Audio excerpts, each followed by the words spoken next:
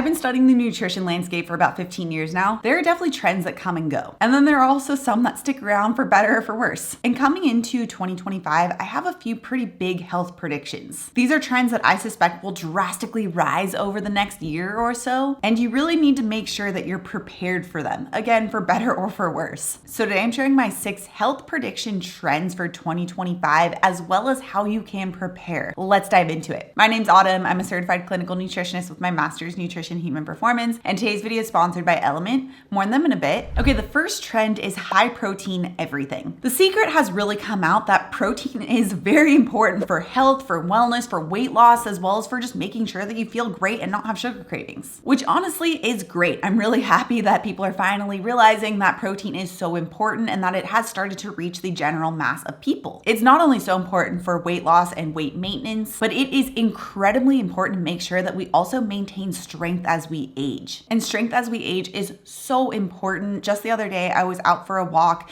and thankfully, as I was walking past one of my neighbor's houses, I heard her fall because there was nobody else around. She's 83 and she was not able to get back up, and she did not have her phone on her. Again, thankfully I was there. We were able to, well, I did have to get another neighbor to come help me, but we were able to get her back up and get her sorted. But this just really highlights the importance of strength, maintaining strength as we age, to just really help prevent some of those falls later in life that can be extremely detrimental for health. And protein is a big important factor in that because that helps you maintain our bone density, as well as making sure that we can maintain our strength when paired with proper strength training too. But here's what you need to know, as well as how to prepare, because it's not just all sunshine and daisies. Because as a result of people realizing the importance of protein, companies will be really leaning into this. But this doesn't mean that all of the products that will be created will help support your wellness or weight loss goals. You can definitely start to expect to see a lot of high protein, extremely junk food items like protein crackers, protein chips, as well as protein cookies. In fact, you've probably already seen a lot of these items. They've just not necessarily been marketed to everybody. It's been a particular niche category of people,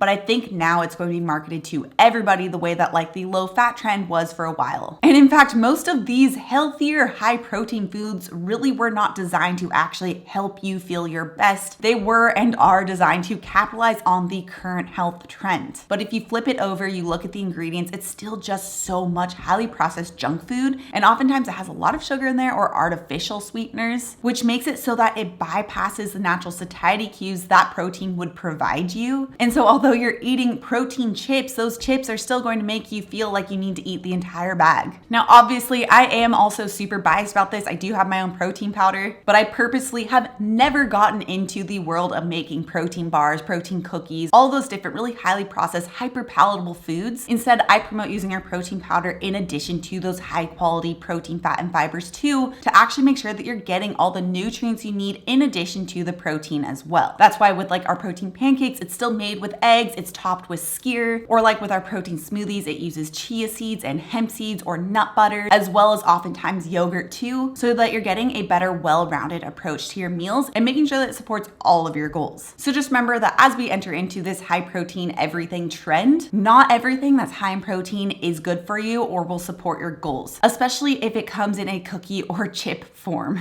Okay, the second really big trend is GLP-1s, which those are the class of peptides you've heard of. It's things like Ozempic, and they've historically been used for diabetes, but now a lot of people are using them for weight loss as well. And people have seen really drastic weight loss from it because GLP-1s extremely shut off hunger. So because of that, it's gotten very popular. I get ads all the time for different companies that are working with different GLP-1s. I'm sure you guys have probably seen the ads as well. I even think Weight Watchers has teamed up with them now. It's just getting easier and easier to get your hands on GLP-1. And I think 2025 will show that it's become even easier. But here's what you need to know, as well as how to prepare. First of all, GLP-1 is a satiety hormone. You actually naturally create it, and your body gets elevated levels of it when you eat foods that are really rich in protein, which is why higher protein intake has become so popular, because it does make you feel full and satisfied, and it naturally results in weight loss that is sustainable. But here's my concern with GLP-1 specifically. You're getting the benefit of hunger suppression, but without the benefit of all the nutrients that protein provides. In fact, most of the time people are not actually changing what they're eating at all. They're just simply eating a lot less of what they typically would eat. And already most Americans are eating such nutrient poor, low protein foods in the first place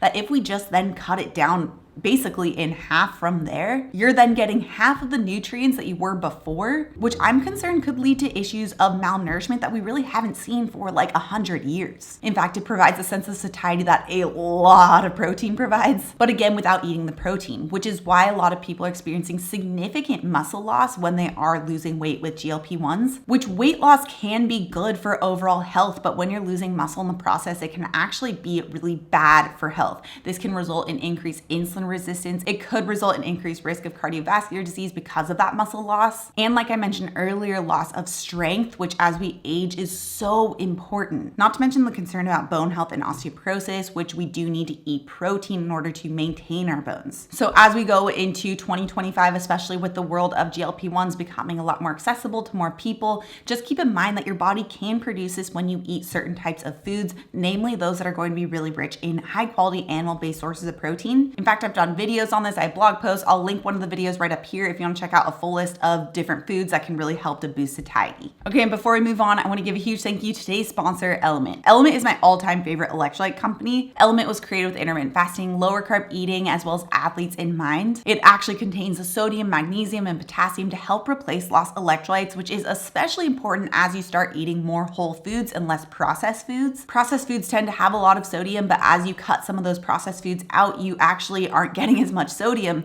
which sodium is very important for sending signals from your brain to the rest of your body, which is why an electrolyte imbalance can cause things like low energy levels or headaches or muscle cramps. For that reason, I take anywhere between 1 to 2 Element packets per day. Especially while breastfeeding my daughter Sage, I make sure to have 2 packets because I'm drinking a lot more water, and with a higher water intake comes even more of a need for more electrolytes. And right now, Element actually has their new limited release chocolate medley. Each box comes with 10 chocolate raspberry, 10 chocolate chai, as well as 10 chocolate mint elements. Especially now that the weather is starting to cool down, these are really great served with hot water for those cold days. They make an excellent zero sugar replacement for other chocolatey drinks. It's a perfect new cozy ritual to help get your electrolytes in. And right now, Element is offering my viewers a free sample pack with any order. That's 8 single serve packets free with any Element order. It's a really great way to test out all 8 flavors, so you can get yours at drinkelement.com/autumn. This is only available through my link, so make sure to check out drinklmnt.com/autumn. The link will also be in the description down below. Okay, my third health prediction is a big emphasis on digestive health. Talks about probiotics and prebiotics have been really high and steadily growing over the years, and this is why there's been such a boom around probiotics or probiotic-rich foods. I've even seen that there's like probiotic sodas now. Then of course there's the naturally fermented foods that naturally contain probiotics like sauerkraut or kimchi. Now, one of the reasons why this has really greatly exploded is because we've seen how our gut is connected to so many different parts of our body and how it functions. There's the gut-brain axis, the gut-skin axis. So things that impact our gut can show up on our skin or even reflect our mental state. Like when my gut health was at its worst, my anxiety levels were also pretty high. But there's also just a lot of general gut health issues like IBS, SIBO, as well as constipation. And because of that, we're going to continue to see a big emphasis on digestive health. But here's what you need to know as well as how to prepare. It's important to understand why bacteria as well as fermented things actually are really good for us so that you can properly use them. Fermentation, which is where bacteria actually breaks down different portions of food that we then eat, tends to help make it so it's easier for our body to actually digest and absorb that food. So it acts as like pre-digestion for our body so our GI tract doesn't have to do as much work. This is why people generally have an easier time digesting something like sauerkraut instead of raw cabbage. So especially with gut health concerns, some people could really benefit from eating more naturally fermented foods. It's not just because the bacteria can be helpful for the GI tract, but also because the bacteria is helping to break down that food so it's easier for you to digest. But also know that there's more to digestive health than just probiotics and fermentation. Just taking a probiotic is not going to solve all digestive problems. There's also stress and sleep and movement that all really come into play. High stress, too little sleep, as well as too little movement really slows down our migrating motor complex, which is that gut cleaning process. And when that is slowed down, it causes our body to get that buildup of bacteria that can cause a lot of these issues. So it's important to not just throw a bunch of probiotics or throw a bunch of fermented food into the situation and assume that it's going to be fixed,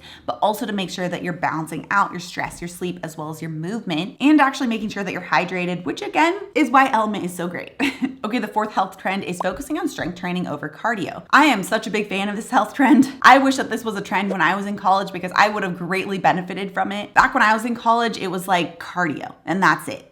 If anybody even went to the gym, it was to go on the bike or on the treadmill or maybe go swimming. And that was especially true for women. But now I've seen that when I go to the gym, which I go to a gym that's actually fairly close to a local college, so there's a lot of college kids that go there too. We have 7 squat racks and pretty much all of them are taken up by women, which is very cool to see because especially women really need to focus on increasing strength. It's so important for metabolic health, for maintaining weight loss, for again increasing that strength, but also for making sure that we have improved bone density as well as just overall bone health, which for women, osteoporosis can be a big problem as we age. Not to mention there's research on how strength training specifically can really help to reduce anxiety. So here's what you need to know as well as how to prepare. First of all, strength training is not like cardio. It's not something that you have to do every single day. And in fact, it should not be done every single day in order to actually see the best benefits. Typically, you only want about 2 to maybe 4 days per week of strength training to see the best results. It's really important that you have that active rest time. It's really important that you're not treating it like a high intensity interval training. Instead, you should feel like you're consistently getting stronger with every workout that you do. If you're not used to this style of training, it might be a good idea for you to have a personal trainer at least put together some type of program for you to follow, or make sure that you have some type of mentor or somebody that can help guide you through this whole process because it is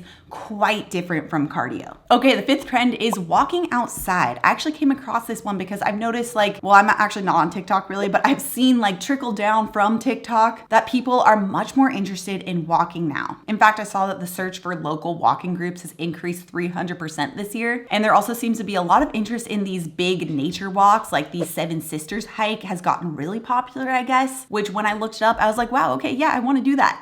But especially walking outside has been shown to significantly help reduce the stress hormone cortisol. And there's some studies showing that it can help to reduce feelings of depression and anxiety. So this is a trend I can 1000% get behind. But here's what you need to know as well as how to prepare. You don't need to be going from zero walking to suddenly walking the Seven Sisters hike in order to see the benefits, because that hike apparently does take about 5 to 7 hours. I found it's best to just start with your baseline, get something like a Fitbit where you can actually see how many steps you're getting in, and then try to slowly increase your steps by about 1,000 steps per day until you hit at least 8,300 steps per day, which is where a lot of the walking benefits really start to kick in. But find your sweet spot of what works for you. I've found anywhere between 12 to 15,000 steps is where I feel really, really good. And as often as possible, try and get that walk to be outside, even if it's just walking around your neighborhood, walking in a garden, your local park, a beach, a lake, whatever it is, just try to get that walk in a natural environment as much as possible so you can get those stress reducing benefits too. Okay, the 6th health trend I'm seeing for 2025 is eating for nutrients. For a very, very long time, there's been a huge focus on macronutrients, which is just protein, fat, and carbs. We're always cycling between which one we're heavily focused on. Again, right now it seems to be protein, but focusing on the nutrient quality of that food has really been kind of forgotten, which is funny because that's what really nutrition was initially created for, was to prevent nutrient deficiencies. So focusing on things like iron and zinc and vitamin A and vitamin D and calcium, all these just body building and supporting foods that help us to feel our best, support immune system, and just overall thrive. And lately I've seen a very big push toward focusing on those more nutrient dense foods again, which is so amazing. Now, there are a lot of reasons why I think this might be happening. One reason could be because there are a lot of people trying to prevent things like osteoporosis. Whatever the cause, just expect to see people focusing a lot more on the actual nutrient quality of food and not just how much protein is in it too. But here's what you need to know as well as how to prepare. First of all, this is amazing. This really forced us to go back to the highest quality foods that our ancestors really relied on. And when I say ancestors, I mean even just those from 100 years ago. In fact, I did a video just recently on what those ate in the 1920s, and I was so much better than what we do now. I will have that linked up here as well if you want to check that out. But because of this, I do suspect that if we do start to focus on the nutrient density,